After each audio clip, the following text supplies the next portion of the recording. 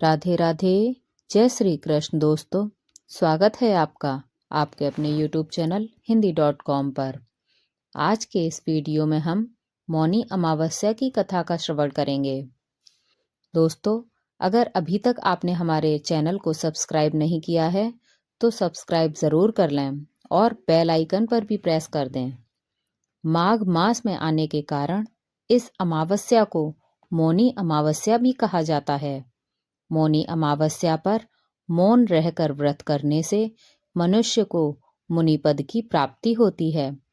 शास्त्रों के अनुसार होठों से ईश्वर का नाम जपने से जितना पुण्य मिलता है उससे कई गुना अधिक पुण्य मन में प्रभु का नाम लेने से मिलता है। इस दिन स्नान और दान पुण्य का भी विशेष महत्व है। मौनी अमावस्या को सबसे बड़ी अमावस्या भी कहा जाता है। इस दिन भगवान शिव और विष्णु जी की पूजा की जाती है। मौनी अमावस्या के दिन दान देने से ग्रह दोष खत्म हो जाते हैं और पुण्य फल की प्राप्ति होती है।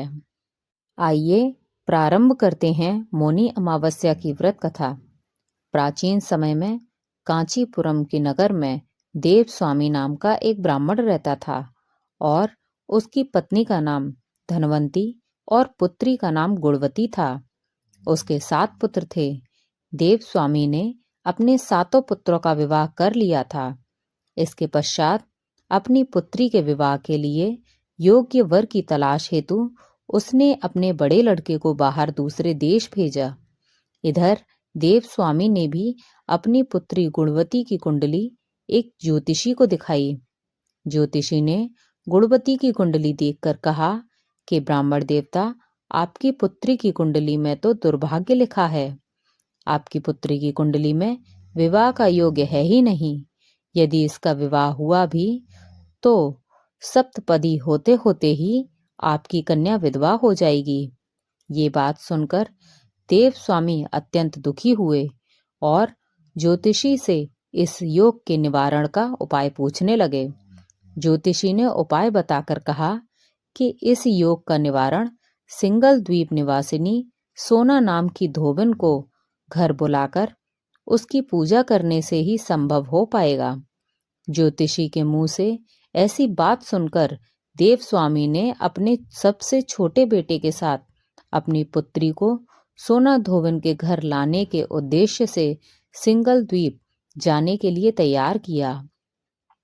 अब वे दोनों भाई बहन समुद्र के तट पर पहुंचकर समुद्र पार करने का उपाय सोचने लगे, लेकिन समुद्र बहुत विशाल था। उन्हें कोई उपाय नहीं सूझ रहा था। थक हार कर दोनों भाई बहन भूखे प्यासे ही एक वट वृक्ष के नीचे छाया में बैठ गए। उसी पेड़ पर घोंसले में एक गिद्ध का परिवार रहता था। उस समय घोंसले में सिर्फ गिद्ध के बच्चे थे। वे सुबह से भाई बहन क्रियाकलापों को देख रहे थे। शाम को जब गिद्ध के बच्चों की माँ भोजन लेकर घोंसले में आई तो वे उस भाई बहन की कहानी को बताने लगे।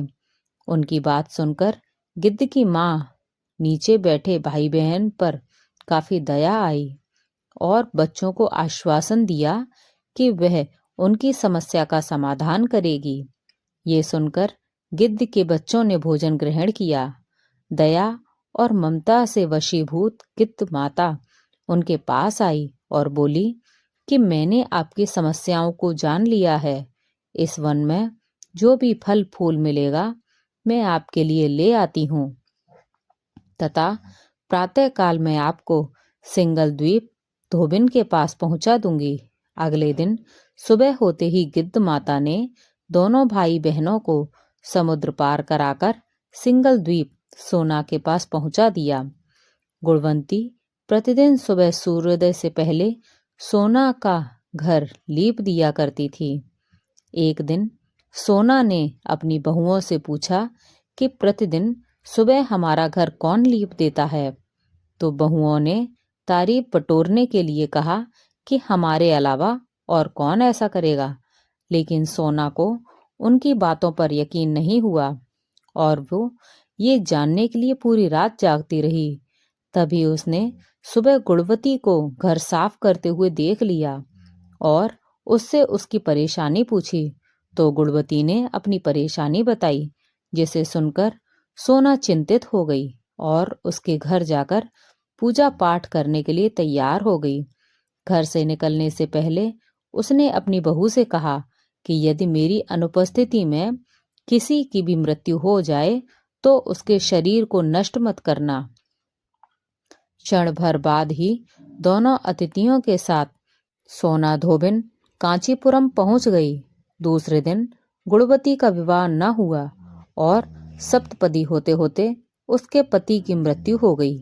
जैसा कि गुणवती के भाग्य में लिखा था, तब सोना धोबिन ने अपने संचित पुण्य का फल गुणवती को दान देकर उसके पति को जीवित कर दिया और उन्हें आशीर्वाद देकर सिंगल द्वीप के लिए रवाना हो गई। संचित पुण्य के क्षीण होने से सोना के घर उसके पुत्र, दामाद और पति की मृत्यु हो गई। ये जानकर नया पुण्य सिंचित करने के लिए सोना धोबन रास्ते में एक जगह रुक गई। नदी के किनारे पर स्थित एक पीपल के वृक्ष की छाया में भगवान श्री हरि का और भगवान शिव का पूजन करने लगी और पीपल के वृक्ष की 108 परिक्रमाएं की। इतना करते ही सोना धोबन के पुत्र, दामाद और उसके पति पुनर्जीवित हो गए। उसका घर धन धान्य से भर गया। इस प्रकार निस्वार्थ भाव से सेवा करने का उत्तम फल सोना धोबन को प्राप्त हो गया। इस प्रकार किसी भी अमावस्या तिथि पर या मौनी अमावस्या के दिन किसी पवित्र नदी में स्नान करके विधिवत भगवान विष्णु जी की पूजा अर्चना करने और पीपल के पेड़ की परिक्रमा करने से मनोवांछित फल की प्राप्ति होती है तथा परिवार के सदस्यों पर भगवान विष्णु जी का आशीर्वाद सदैव बना रहता है। बोलिए विष्णु भगवान की जय, माता लक्ष्मी की जय। दोस्तों, आशा करती हूँ कि ये कथा आपको पसंद आई हो। ऐसी और कथाएं सुनने के लिए आप हमारे चैनल hindi.com को सब्सक्राइब करें और बेल आइकन दबाना ना भूलें। और वीडियो अगर पसंद आई हो तो वीडियो को लाइक करें और कमेंट में भगवान विष्णु की जय ज़रूर लिखें। धन्यवाद।